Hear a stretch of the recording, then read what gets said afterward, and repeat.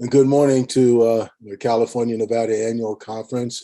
We are delighted this morning to come to you, we being the Conference Commission on Religion and Race, and our conference communication team as we bring another webinar featuring another one of our very important cultural groups in our annual conference. Today we have the Japanese panel. And so we're thankful for our participants this morning, and I'm going to allow them to introduce themselves in a moment. But just as a reminder, we have about 20 different cultural groups in our annual conference. And this project of the Commission on Religion and Race is trying to lift up all 20 of those groups so that we can become acquainted and educated with the various cultures so that we can learn from one another and understand that we are brothers and sisters together and that we all have gifts to bring to the building of God's kingdom. And so with that, I'm Dale Weatherspoon, a member of the Commission on Religion and Race, moderating today. And I'm just going to invite our panelists to introduce themselves, saying your name, the church that you are either serving or attending, and where you were born, whether you were born in Japan, you were born elsewhere, so we get a sense of who you are. Hello, everyone. My name is AKIKO MIYAKE-STONER. I serve United Japanese Christian Church in Clovis, California, as senior pastor, and I was born in Torrance, California. Hi, my name is Motoe Yamada-4. I'm a senior pastor of Sacramento Japanese United Methodist Church, the Garden Church in Sacramento, California. I was born in Tokyo, Japan, and I immigrated to the United States to go to college and then stayed. Michael YOSHII. I was retired in 2020 in the conference. I served two Japanese American congregations during my time, Berkeley Methodist and also Buena Vista United Methodist. Was born in Berkeley, California. CHARLENE KIYUNA. I'm attending United Japanese Christian Church with Reverend AKIKO. I was born in Pico Rivera, which is part of Los Angeles County, Southern California. Okay. All right. Well, welcome. Welcome. Glad to have you. Thank you for saying yes to help make this presentation possible. Some folks may not know where Japan is, and so just maybe want to start there. Where is Japan? Who are Japan's neighbors? And how would you describe the country of Japan? Well, konnichiwa means hello in Japanese. Wow. Yeah, it's funny, living in California, I don't get the question, but I used to be in Middle West. People always ask, like, where's Japan? What, can you drive to China? So, but it's good to just make sure. So Japan is an island across the Pacific. So some people say the United States is neighboring country because across the ocean, Japan and the US are very close. It's consists of 4 main islands, and size is about same as California, but the population is half of the United States all squeezed into California. So imagine all the American population and half of them, that's Japanese population, squeezed into California. So that's why it's so populated. Tokyo, where I'm from, is one of the most populated city, one of the biggest city in the world.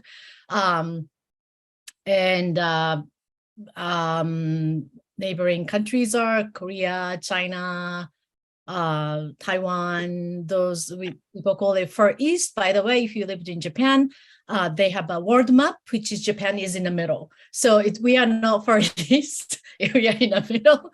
So when people call us Far East in Japan, we are like, why? We are in the middle. Why they're calling us Far East? Then I found out, looking at the world map in the United States, like, oh, in that map, we are Far East. So interesting perspective. I wouldn't say I know a lot about Japan, but my impressions of Japan, just visiting family there, during the summers sometimes, is that it's kind of it's a country that really prides itself on homogeneity. Like there's a lot of conformity everyone kind of dresses the same. I even I noticed once a group of businessmen traveling on the train commuting to work in the morning, and they even the prints on their suits were all the same. So I think that's something that I think about when I think about Japan. It's also a place of great beauty, I think. My dad talks about like how what does he say? Like humans make the natural, or humans and nature work together to create like the ultimate beauty, like the way things are pruned and cared for in gardens and in nature. It's very well manicured. Thank you. All right, thank you. But I would add too that I think for Japanese Americans in particular, there's this relationship to Japan that I see as being very diverse among Japanese American community in terms of the connection to Japan and just a sense of whether Japan is home or whether the US is home. Kind of that tension, like sometimes. Can you say more about that, Michael? I think it's because of the experiences the Japanese Americans have had in this country, and that, you know, obviously our heritage comes from Japan, but this is my experience just in the congregations I've served, and also just in my own family, there are folks who feel very much like Japan is the home, but others feel that the US is home because this is where people have experienced life. My father, when he went back to Yamaguchi, where his parents were from, and actually both of my grandparents were from Yamaguchi, he said he had such a great time there. Kind of, he was in his 80s when he went there for the first time, and he loved it. But I said, so would you want to go back and live there? He says, no, because this is my home here in California. And I thought that was just kind of an interesting comment that he had made. I was born to Issei parents. My parents emigrated from Japan, from Nara, Japan. Lots of cultural traditions are housed in Nara, Japan. And my parents were very, very proud of their heritage coming from Nara. So what Reverend Akiko was saying about beauty and about appreciating beauty, that was certainly a part of their lives in Nara, Japan. So it's a very old capital of Japan. And I had a chance to visit Nara and actually live in Japan for about 18 months with a church program. Actually, it was sort of like a women's seminary. And then everything Reverend Akiko was saying, I saw as well. And it definitely, at that time in the 70s, was a country that really prided itself in its own culture and history. But I noticed that young people especially were trying to break through some of the old cultural traditions, especially the kind of chauvinistic attitudes of the men and of the culture.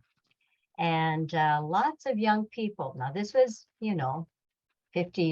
40 years ago or so, lots of young people were trying to emulate Western pop culture, music, fashion, and European pop culture as well. The last thing I do want to say about Japan is Christians are less than 1% of the population. So most of people are mixture of Buddhism and Shintoism, which for 1,000 years, both religions sometimes mingle together and be part of the culture, and it's hard to identify which is which. So being a Christian in Japan is very unusual thing. I didn't grow up as a Christian. So considering the percentage of Christians in Japan, I believe there are a lot more Christians for Japanese American community. So I just wanted to mention that. All right, thank you. Is the Christian population growing in Japan, or is it just still stable and Buddhism is the, okay, all right, all right. Charlene mentioned, she had used a word when you first started speaking, Nisei, and we hear that term and others describing the generations, I guess, is that how you would say it? And so I was wondering if one of you could talk about the 2 or 3 terms to describe the generations and what that means to help us understand. Well, my parents are Issei. Issei. The Issei generation was, at least in Japanese terms, the Issei were those folks who emigrated from Japan to the United States.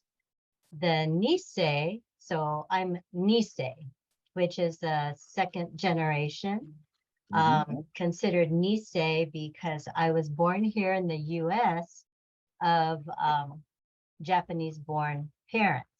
Yeah, 3rd generation would be Sansei. So Issei is first, Nisei second, then Sansei 3rd generation. Matoy?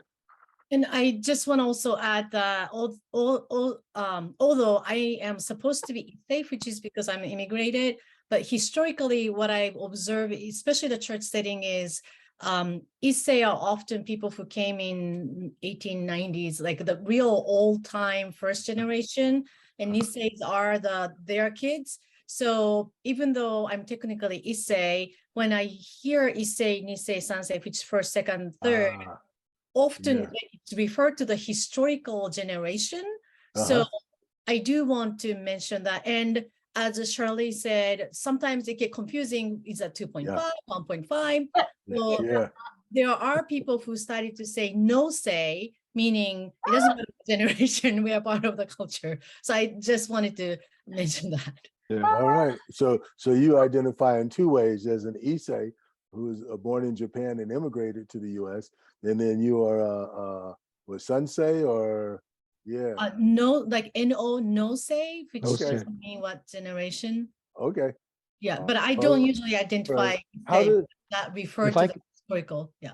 If I could add to that too, we used to use that phrase "no say" in ministry, but so I want to invite my grandparents into this meeting because my photo backdrop is taken at the cemetery where both my sets of grandparents are buried. So they were Issei, as Charlene described it. They were immigrants around the late 1800s, early 1900s. And my parents would consider themselves Nisei, and I would be considered Sansei. My daughters would be considered Yonseis. And then we began using this phrase "no-sei" during ministry because there were a lot of people who didn't feel part of this generational identification, particularly those who were not fully, quote, 100% Japanese, maybe biracial, mixed race, and also those who felt marginalized from the Japanese American community for different reasons. And so the "no-sei" phrase was something we began to use to help people who didn't feel included to feel like they belonged. They could name their space in the community, and it could refer to anybody who didn't fit those Issei, Nisei, Sansei categories. That's the way we began to use it. Wow. And then also there was Shin Issei for those who were who were the 1st generation immigrants, say post-war. Although they didn't often use that phrase, but I heard people starting to use it more with newer immigrants to the communities, and as they started to develop fellowship at churches, they would distinguish themselves from the old time 1st generation Issei. Right? They would be called Shin Issei. So those terms in some ways are historical terms, and there's a change. There's a change going on in the way folks identify themselves in these times. Even though those terms may be not used as much, how do folks relate to one another across generations? what's the interactions and relationships of the older Japanese, the middle age, and the younger Japanese? I can just just love the share. smiles with the I can questions. share one piece that, to me, the historical piece you mentioned, Shin Issei did not experience the mass incarceration, but Okay. Issei and Nisei did. Most Sansei were born after that experience, like myself. I was like a baby boomer birth. So there, to me, in Japanese American community, there's the sensibility of collective consciousness around the mass incarceration.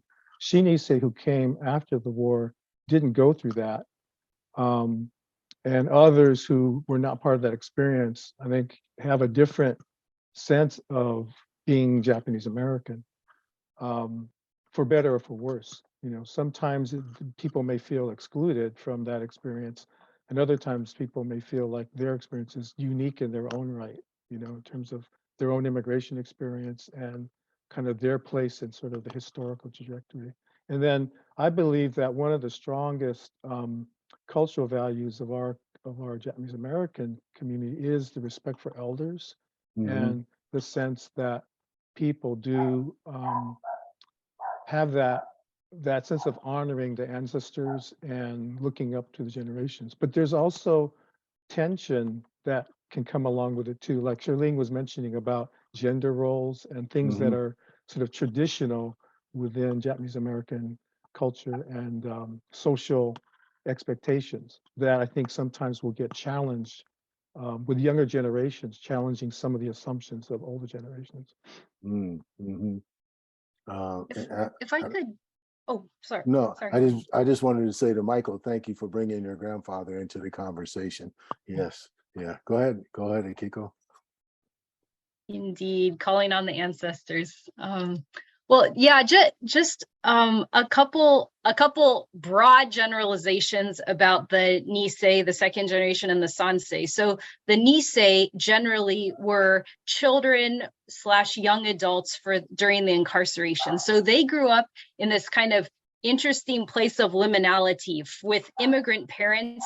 Most of them, their first language was Japanese speaking at home, and then they would go to school. And, you know, there's all these stories that we hear from our Nisei folks, like, my teacher couldn't pronounce my Japanese name, so she gave me a name like Frank or Dorothy. And so they're living in this very liminal space, right? They're Americans, and yet they're growing up in a very kind of traditional Japanese ideas from their family. So then they're incarcerated, and that, like, you know, throws a whole bunch of complexity into the story. And so then the Nisei are released from the concentration camps, and, you know, they have children. And so because of the Nisei experience, the Sansei, I think, again, speaking very generally, and this isn't the case for everyone, but they were raised with like this sense of like, you are American. And so they're like in the Sansei generation, there's perhaps less a tie to Japanese culture. And yeah, so I think that's such an interesting complexity within the generations, kind of this like pendulum swing, right? And now I think so the Sansei were like told to be all American, and now I see this like reconnection in the Yonsei generation, who are around my age, in their 30s now, this kind of desire to reclaim the stories of what it means to be Japanese American, and to kind of tap into that cultural heritage and the ancestry, and honoring the immigrant experience, and how that informs how we are in the world. Amen. Searching for the roots. Yeah, the connections. Yes. Go ahead, Matoy. And Michael mentioned the respect for elders, because if you speak Japanese, you'll be able to tell immediately if you are older or not. Even like me and Akiko, that if I were speaking Japanese, I will slightly try to find out how old she is. So I have to shift how I talk. Because if you are 1 year older, you're supposed to use a respective language, and you'll immediately hear it. And if you have someone older, that you have multiple way of speaking and you be able to tell if you are respected in that regard. And it was actually Michael, when I was an intern, I was struggling some older people, which I was taught to respect no matter what, and said I had a problem with certain people because of their behavior. And it was Michael who said, you don't have to respect them just because they are old.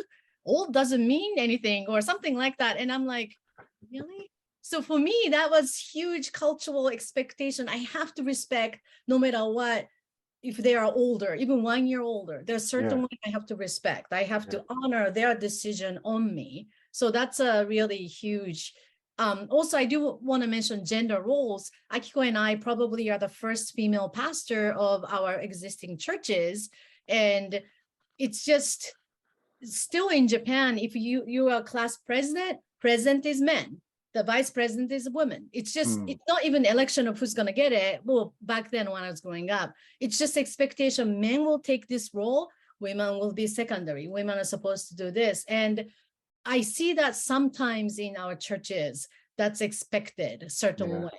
So when women pastor comes in first time, like Akiko or myself, they don't know what to do. And it's very interesting dynamic when those things shifting generation wise. Nisei, older generation, women are all in kitchen. But my generation, they don't want to be in the kitchen. They want to be doing whatever they want to do. So that's a cultural shift as well. Right. I want to just talk about values, since you brought up respect, and I know that's a value. What are, say, two or three of the most important values in the Japanese culture? And do those values differ whether you're in Japan or you're a Japanese American? Well, if I can mention what I heard a lot growing up from my parents was, I don't know if I'm saying this right, but Motoe, you would probably correct me, but a big thing was meiwaku kakenai yo ni, which means don't bring attention to yourself. You know, be humble, and you know, don't be loud, don't be garish, don't be, you know, it's just be quiet and humble, and don't do things that would bring attention to yourself. Okay.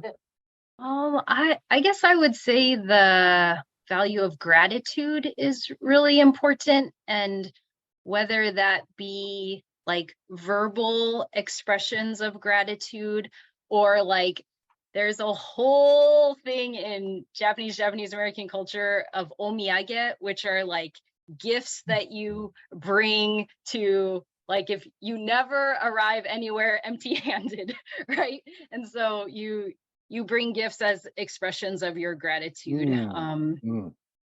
And I mean, serving the Japanese American church, I don't think there's ever a week that goes by without receiving some sort of omiyage, whether it's like sweet peas from someone's garden, or a book, or, you know, some lovely little thing of gratitude and thankfulness. And it means a lot. One thing I want to share, Dale, is for me personally, I've realized over my lifetime that my family came from a very low culture, farmers, poor, and they didn't talk about things, you know, like passing down culture to us. Our family was just very much survival mode. And so to me, it's like what I picked up kind of non-verbally watching. So this thing about caring for the elders was very much a key thing that was very understood in my family, from my mother's side and my father's side. You know, you see it demonstrated. But then in serving congregations, one of the things that I felt was a value, you know, it sort of goes along with what Charlene was saying about being humble and not speaking out, but also less individualism and more collectivity, you know, and harmony, like always working in harmony in ways that you do it non-verbally, you know, like people know when it's time to clean up, and everybody takes their positions to put the chairs away, to put the tables away, and outsiders don't know what that is. And so they might still be sitting at the table and everybody else is cleaning up and working together like busy bees, you know. But I always valued that. And then there was always sort of a challenge around that too, you know. Yeah. So the collectivist culture, as opposed to the U.S. culture and some others that are more individualistic. And as you say, you learn things non-verbally. You pick up on those cues, and so you don't have to explain everything. You just know. Yeah. Go ahead, Motoy. I would say gaman, and I don't pronounce it very well. So persevere. Can someone else pronounce it for me? Perseverance. Thank you. Perseverance, which you see all the time from the incarceration or internment camp experience. And when I saw it, I'm like, really? But then I realized in terms of Japanese culture, I think it's the core unwritten rule that you are supposed to do. Because growing up and watching even movies, Hollywood movie, usually happy end. Japanese movie, usually it's not happy end. Because happiness doesn't come. In a way, that's the cultural expectation. You are living for others. You are living for the community. It's not all about your happiness. So happiness doesn't come that way. In a way, that's the message I was getting. So what you need is the gaman, perseverance, that you just have to hold on to what you have and bear with it. And also I was taught, don't ask for help, because you gotta do gaman, perseverance, unless you're dying. Or sometimes just go all the way, and if you die, then that's okay. That's the honoring your family, even though hardship you survive. So that's one of the value that I appreciate in a way, because I just, no matter what's going on, I just hold on to it. At the same time, in terms of self-care or, hardship, you really need to speak up. And that's why, like, domestic violence issues of Asian American, especially Japanese American women, I have to tell them, don't just, go through. We need to speak up if you need help. But that's a cultural value conflict, right? That two conflicting values they have to fight for. So there's a good things, but also not so good things as well. Right. So not bringing attention to yourself, but also how do you have to speak up? Yeah, when there's a wrong that's going on, how do you have to speak up? So that perseverance and that honor, I hear are important values in the culture. Akiko, you were talking about gifts being important. I was wondering, what are some of the gifts that the Japanese culture brings to people in the United States? What are some of the gifts that Japanese culture bring to the United Methodist Church? I think this collective experience of incarceration can be a great gift to our country. Just in terms of not judging others based on how they look,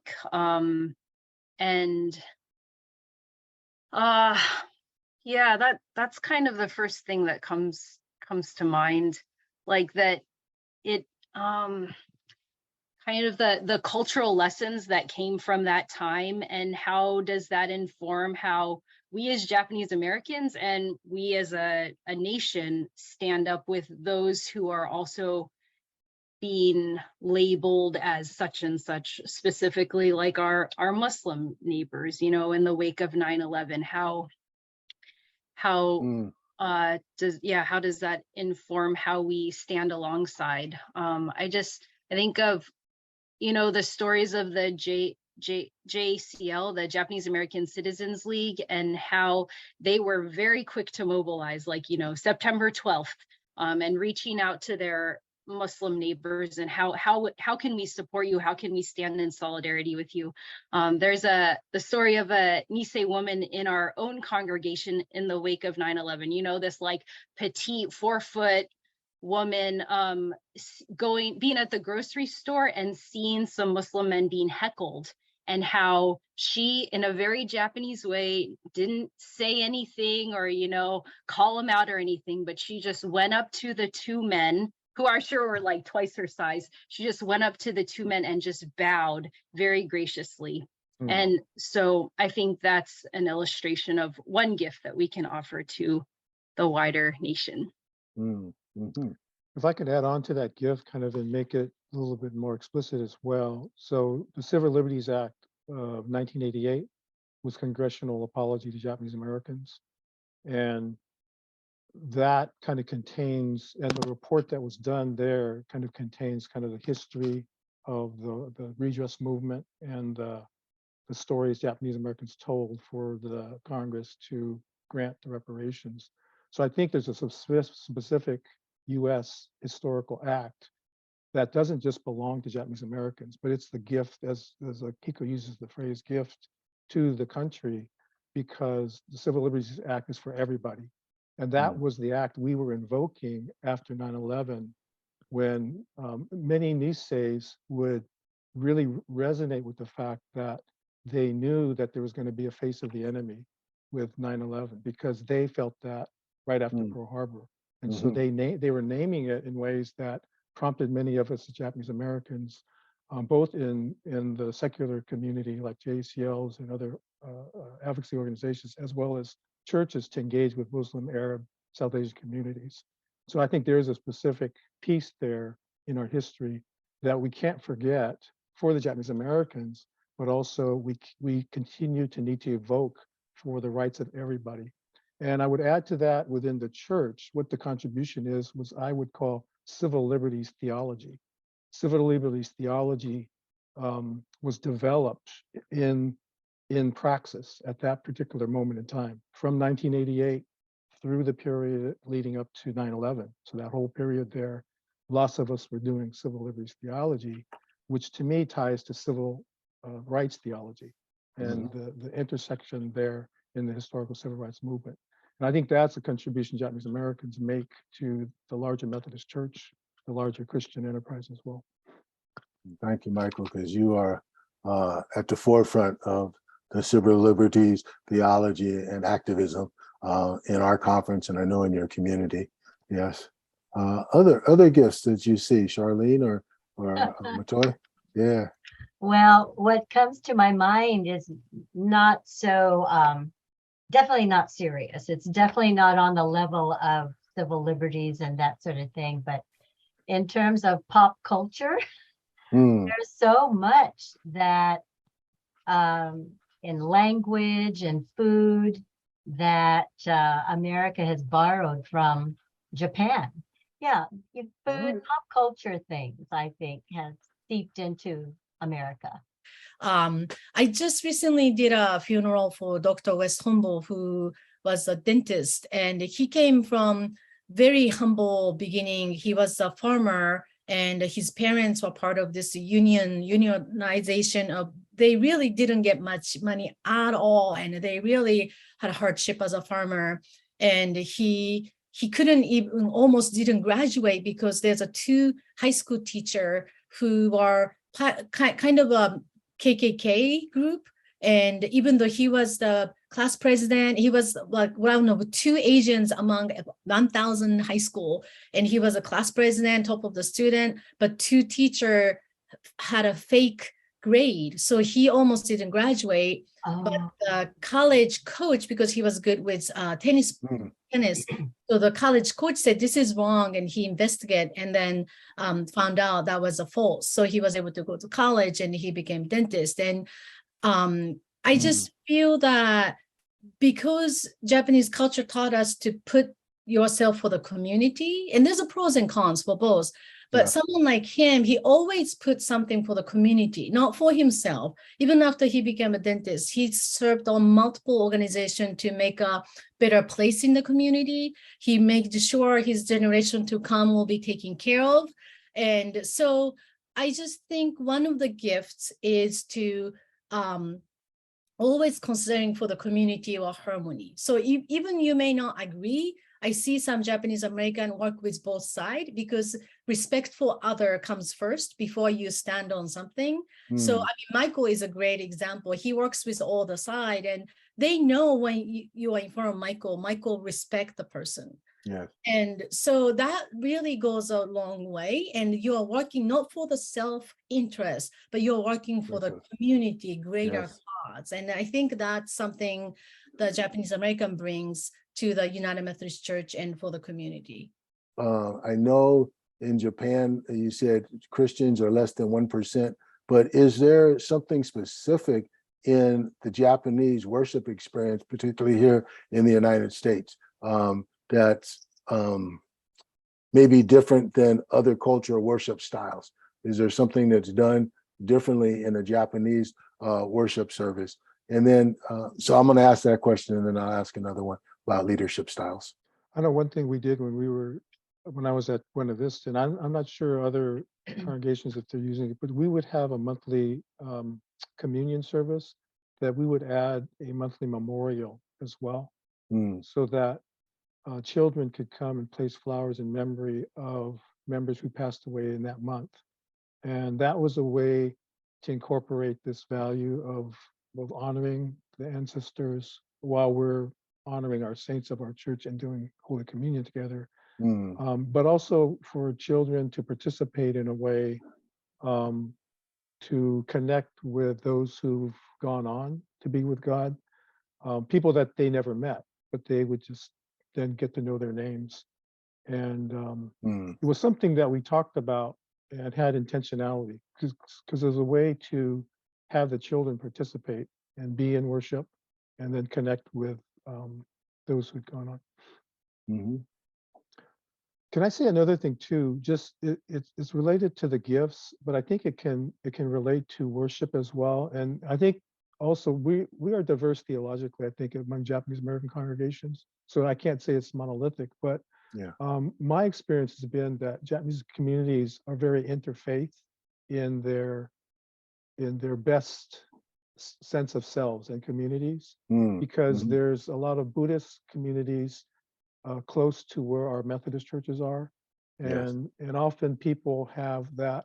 They had that relationship when they were incarcerated, that they're incarcerated together, Buddhists and Christians and Shinto, and had opportunities to forge friendships that are very different. You know, we talk about mainstream experiences and then sort of other narratives, what I call subterranean narratives. And so Japanese Americans have had a subterranean narrative where their interfaith experience is different than the kind of interfaith relationships that mainstream talk about, you know.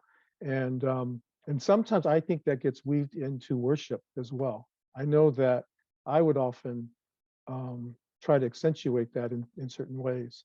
And different congregations may have done that as well. But I do know that interfaith thing, like AKIKO is the chair of our Ecumenical and Interfaith Commission for the conference. But I think Japanese Americans bring a certain gift around how to do that because of experience in living out that experience. But anyway, I think sometimes that can blend into how we worship. Michael, could you give an example of how you would have weaved that into your worship service? Well, I know one thing that I did at a certain point was try to value silence. And, you know, in Buddhism, there's meditation.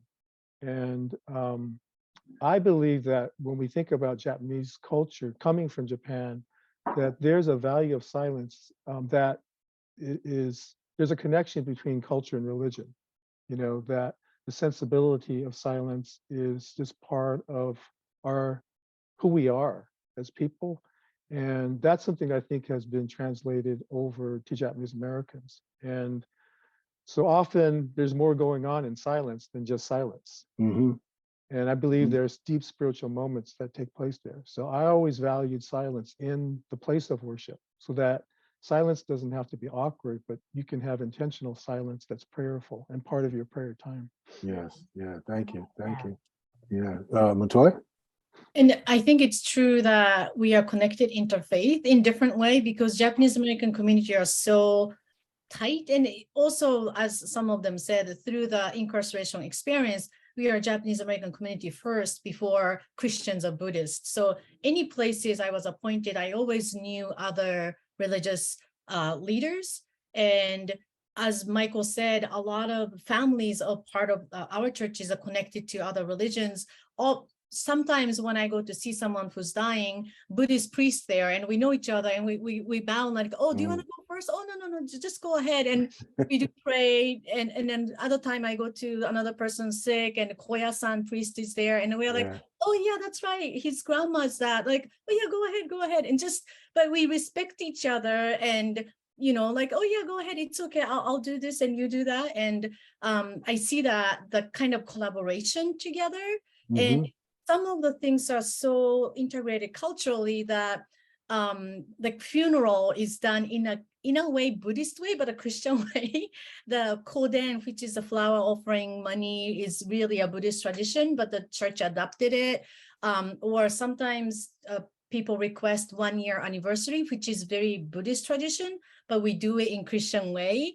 And so it's integrated in a good way. Obviously, we believe in Jesus and we do our Christian way, but it's trying to figure out how much is the cultural thing and how can we honor the culture in a Christian way. And like some of the churches, I know communion. So instead of a bread and wine or grape juice, which Japan didn't have, our church have done it. I think Buena Vista United Methodist Church have done it, that we did a senbei, which is the rice cracker and the green tea.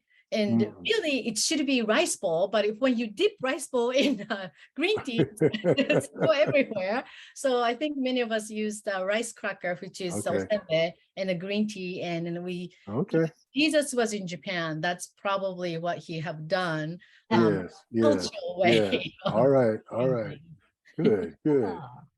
One other thing I would add with worship, I'm looking at Charlene's backdrop, the flowers. Oh. And I know that a lot of our churches have like ikebana classes, it's flower arranging, Japanese American traditional flower, and they'll incorporate that often into the worship setting. So having Japanese flower arranging, or in some congregations, I know the way the sanctuary is set up, there's this sense of the beauty that's inherent in Japanese American culture, that people are able to kind of decorate the sanctuaries in ways that really bring that out. All right, I'm ready to visit. Yeah. AKIKO, because you're the chair of the Christian Unity and Interreligious Concerns, I think it is. Would you like to say a word either about the worship experience or just about leadership in the interfaith piece? Oh, thank you. Well, could I speak very specifically about the context here in Fresno? Okay. Yes. Thank you. So I think, like many Japanese American communities, Memorial Day is a really big deal.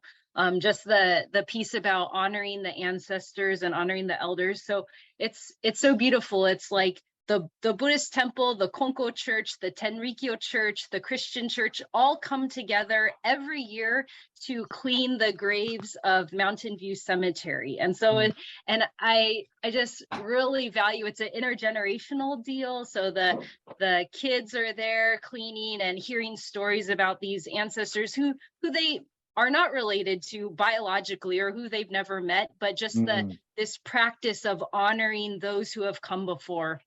I think is such a beautiful thing that is being instilled in the younger generations here. And so that happens the Saturday morning before Memorial Day. And then the Memorial Day morning, the groups come together for an interfaith service, and each of the clergy offer a piece, and we just remember and honor those who have gone before.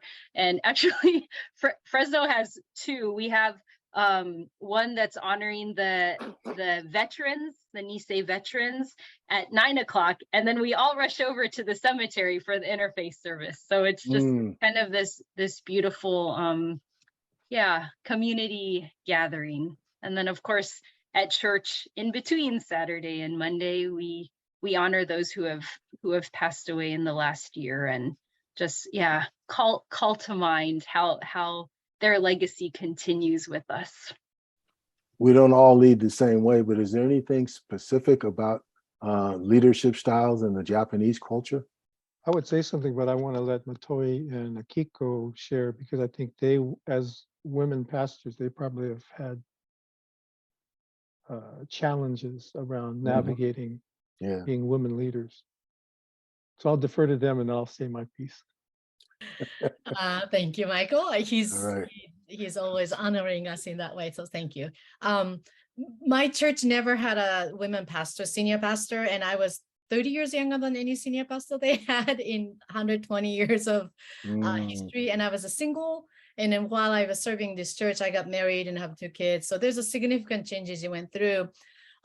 Culturally, Japanese and Japanese American are known, they don't say what they think. We call it honne to tatemae. Honne meaning real thinking or real feeling. Tatemae is what they say. So you always have to kind of shift, like, are they really saying a true thing, or are they just saying because they think that's what you want to hear? But also culturally, you're not supposed to say no. So if you speak Japanese, you never ever say no. But in the sentence, you will mention kind of no in the sentence. But if you translate directly, it never say no. It's just always yes, yes, yes. So it's hard to kind of figure out what this person really stand, because my experience, nobody came up, I don't think, say, I don't like you because you're a woman. But with things they do, I know they don't. Either they just don't like me, or because they are a woman, I'm younger than their grandkids. But they do things, or they say things. And usually it's not to me, but they whisper around. And it could be any culture. But I see it in Japanese culture. But when I try to confront, they don't talk about it. So I just have to navigate, but in a way that since Japanese Americans are bilingual that way, because I was taught in this in the United States that you really have to speak what you think, what you stand.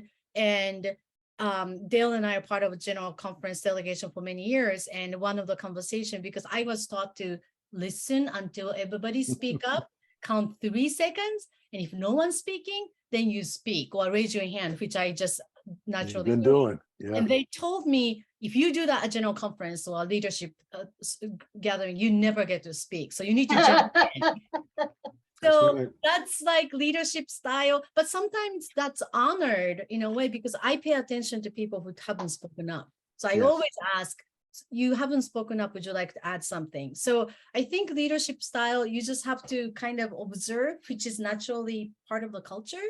And also figure out, is this person really telling the truth, or is this person have a different intention? And I just naturally try to figure out what's really going on. So I do want to mention that. Well, I always just think of what my mentor, Pastor Reverend Naomi Southard, who's also mixed race, Japanese American, retired clergy now, the first Japanese American woman ever to be ordained, Reverend Naomi. I just remember her teaching me, this was my, my internship during seminary, teaching me about the power of leading from behind and just getting people on board. And that it's probably a lot more work than making demands up front. But it's more impactful. And I think the investment of time in those one-on-one conversations really can get you further. So that's just my experience. Yeah. But I would love to hear what Michael has to say as well. Thank you. Thank you, Mentor, for reminding me. Go ahead, Michael. I would just add on to what they were both saying, and that is, the honne tatemae. To me, it's the ambiguity of serving Japanese American community and congregation, and being mindful that there is a lot of ambiguity around what you're hearing and what people are saying, and just how you're navigating things. And so, to me, it's the internal leadership issue. How do you lead the congregation that's Japanese American, and do it in a way that's respectful of the way people do things, at the same time being authentically yourself. How do you be who you are and be respectful of how the people are in that setting? And then there's the challenge of how we are leaders in our conference or in our larger community, which is a whole different kind of cultural mindset. Yes. And the saying for me, the nail that sticks out gets hammered down, is the saying in our culture. We're not supposed to stand out, but as Christian leaders, we are supposed to. We're supposed to speak out. We're supposed to be prophetic, and you have to kind of weigh the balance of those two polemics to be as effective as you can. And as you were speaking about direct and indirect culture, how do you deal with being present among leaders in your community when other people are not listening. You know, Mhm. everybody's trying to jump in and just Right. do their thing. That to me is very challenging as a Japanese American. Find that oftentimes. And then also being mindful of what does your congregation value in terms of your leadership in the community. You know, you don't want to embarrass people. That's implicit in our being Japanese American. You don't want to embarrass your people. Right. Yeah. Well, thank you. Thank you. Yeah. Being bilingual, even as you're speaking English, when you're sitting in committee meetings, conference meetings, yeah, bringing all of who you are, yeah, and having to know which part of you to use in that meeting, yeah, so that your voice is heard. Yeah, I was going to ask about holidays. Is there just to name a holiday that's important in the Japanese culture that you celebrate here in the U.S.? New Year's. New Year's, okay. Is that the January 1 or is that on another date? It's January 1, okay. All right. Any other important holidays? I know Kiko mentioned Memorial Day and the cleaning of the graves. Yeah, okay. All right. Well, I just want to ask, any last words that each of you would like to share? I think the last thing I would want to say is I appreciate what you're doing, Dale, with this series. And the one thing that always strikes me is that doing multiculturality is really shaped from context that we start from. So to me, multiculturality coming from a Japanese context, Japanese American context, will be a lot different than, say, doing multiculturality from an Anglo congregation context or from an Afrocentric context. Yes, yes. And I think that's really important for, you know, all your listening audiences, for your webinars to really embrace that, because I think that's what you're doing. You're helping people learn different cultures so that we can appreciate how we go about forming multiculturality. Well said. Thank you, Michael. Yeah, definitely want people to step out of their shoes into the others' shoes to see it from their perspective and feel it from their perspective. So when they step back into their shoes, they're a little different. Yeah. Okay, thank you. Yeah, well, I want to add my gratitude to you, Dale, and to the committee. This has been really fun and actually has like reconnected me and regrounded me in what it means to be Japanese American. And also just hearing Motoya, Charlene, and Michael share, it's like, oh, that's why I do what I do. Like it helps me just, yeah, understand myself better too. So thank you all. It's been lovely having a chat with you. All right. All right, Charlene. The same. I'm learning about the Japanese culture and about my background each time I participate in a group like this. Thank you, Pastor Dale, for the opportunity. Quite welcome. Welcome. Motoya? I just also want to thank you. I do want to share that when first I was asked to be part of this, first thing was, but I'm not typical Japanese American, because most of Japanese Americans in the United States are born here and I wasn't. And I always feel bad in a way when somebody asks me, because most of people assume Japanese Americans are born in Japan, and that's not the case, and try to explain, no, they have many generations and they speak English without an accent. So I'm that rare case, but I'm thankful for the opportunity. But please know there's so many different things even among Japanese Americans. So if you know anybody, you should just talk to them and find out, because each of us are so different. And also, you just never know from the appearance how diverse it is, even we are categorized as a Japanese American. So I'm thankful for this opportunity. And lastly, diversity makes a beautiful world, right? We are part of Jesus' body, and like it's suddenly escaping me, the 1 Corinthians 12, that we are all different part of Jesus' body, and it just fit beautiful. So we give thanks to God. We are different yet working together. So thank you, God, and thank you. Amen. Amen. Well, I want to thank each of you, Motoya, Charlene, Kiko, Brother Michael. Thank you for participating. I think it is important for us to know we need to avoid stereotypes.